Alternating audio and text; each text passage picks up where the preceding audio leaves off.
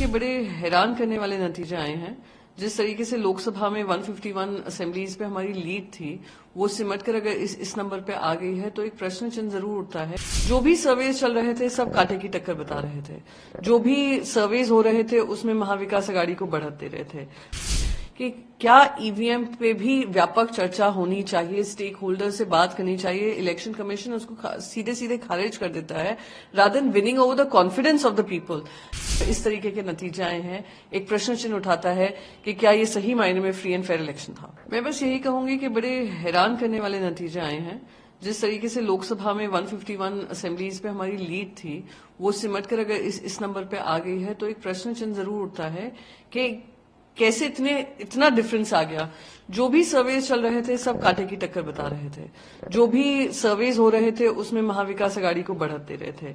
बात सब बता रहे थे एज है। एक कांटे की टक्कर इस तरीके से हो जाना कहीं ना कहीं थोड़ा आश्चर्यजनक भी है, सवालों के घेरे में भी आता है और मन में मैं एक सेंस ऑफ सरप्राइज है कि जो हम जनता के बीच में देख रहे थे, महिलाओं के साथ देख रहे थे, पुरुषों के साथ देख रहे थे, आक्रोश जो था 1500 रुपए मिलने के बाद भी वो महिलाएं बता रही थी कि हम पे एहसान नहीं कर रहे हैं जिस तरीके से प्रचार कर रहे हैं। और उसके बाद ये इस तरीके के आउटकम आना, आई वुड से हमें कुछ टाइम लगेगा फॉर इट टू सिंक इन।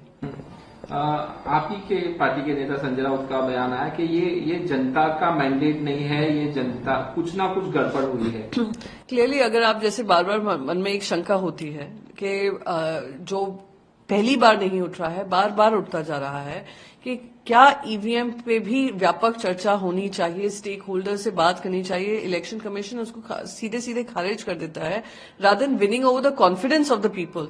कितनी महाराष्ट्र में कितनी जगहों पर मैं गई थी जहां पे वहां पे लोग आकर हमसे कहते थे वोट तो हम आपको देंगे ही, पर आप ईवीएम पर ध्यान दीजिएगा। सबने हमसे यही आकर कहते थे। तो ये क्योंकि इतना चेंज आया है फ्रॉम लोकसभा टू महाराष्ट्र का ये विधानसभा चुनाव, हैरान करने वाला है। और इस पे मैं मानती हूं कि even for me mentally it's quite unacceptable कि इतना हमने आक्रोश देखकर भी वोट में कन्वर्ट नहीं हुआ। इस तरीके के नतीजे आए हैं, एक प्रश्न चिन्ह उठाता है कि क्या ये सही मायने में फ्री एंड फेयर इलेक्शन था। महायुति के जो घटक हैं, मतलब जिस तरह से कहा जा रहा है, कभी प्रवीण दरेकर कहते हैं कि मुख्यमंत्री देवेंद्र फडणवीस बनेंगे, नरेश मस्के बोलते हैं कि मुख्यमंत्री एकनाथ शिंदे बनेंगे, और अजित पवार की तरफ से भी उनके जो हैं लोग कह रहे हैं कि अजित पवार बनना चाहिए। तो किस तरह से देखती हैं ये मुख्यमंत्री की दौड़? देखिए, महाराष्ट्र को संभालना एक बहुत बड़ी जिम्मेदारी है और महाराष्ट्र में सभी के हितों की लड़ाई लड़ना उससे भी बहुत महत्वपूर्ण है। एक तरफ चुनाव हैरान करने वाले नतीजे आए हैं, दूसरी तरफ हो सकता है जनता का ये विचार रहा होगा कि इन पे समर्थन दिखाना लाड़की बहन रही हो या बाकी कुछ कारण रहे हो, पर जो भी मुख्यमंत्री बने, बहुत हमने देखा है लूटमार हुई है, पैसों का खेल हुआ है, पार्टियों को तोड़ने का काम हुआ है, जो महाराष्ट्र की संस्कार और संस्कृति के बहुत खिलाफ है। अब जो मुख्यमंत्री बने वो हीलिंग टच महाराष्ट्र में देना जरूरी है क्योंकि बहुत दरारें पड़ चुकी हैं, चाहे मराठा बनाम ओबीसी हो, चाहे धंगर कम्युनिटी और बाकी सारी कम्युनिटीज हो। तो दरारें बहुत हैं, हिंदू मुसलमानों में दरारें बनी हैं, एक है तो सेफ है, बटेंगे तो कटेंगे, इस तरीके का एक माहौल बनाया गया।